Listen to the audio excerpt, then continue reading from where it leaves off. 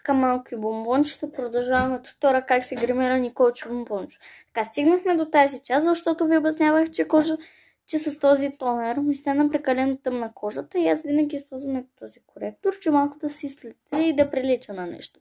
Нали? Пак го нанасям с тона качетка, че нещо да не стане.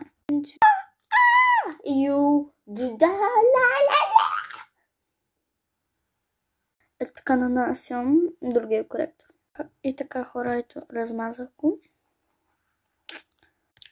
И така, следващата стъпка при моя грим е рушът. Да нямам там другите хиляди екстри, не ми трябва. Имам си едно такова сладко рушче, където ви го препоръчвам. Много вкусно мирише, не се изхабява бързо. Ползвам го вече много време, сравнително много. И мога да кажа, че много е добър. Гледай, така розовелка станах. Ето таки под очите аз си слагам. Защото и някои хора слагат и аз обичам да си слагам там. Защото изглежда се едно съм със сенки. Да. Разнасяме. Леки си.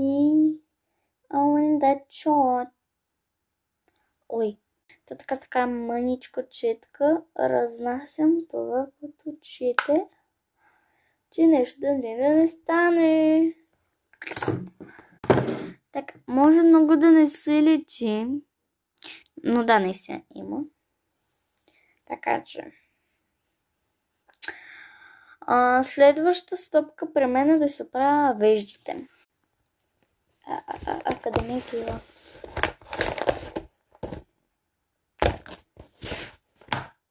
Ай!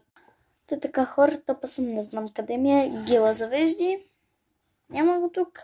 Така че явно не ми е съдба днес да си слагам. Така, преминаваме към миглите. Само ако не си намери спиралата, ще се гръмна. Мисля, че е това.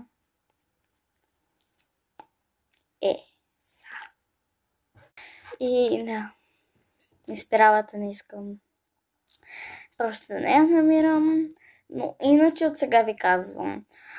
Ако искате да имитирате точно моя грим, повярвайте ми, аз слагам прекалено много спирала. Защото обичам. И ако искате точно да повторите моя грим, просто трябва да нанесете 5 слоя спирала на едната мигла. Едното око. И така слагам гланц. И да,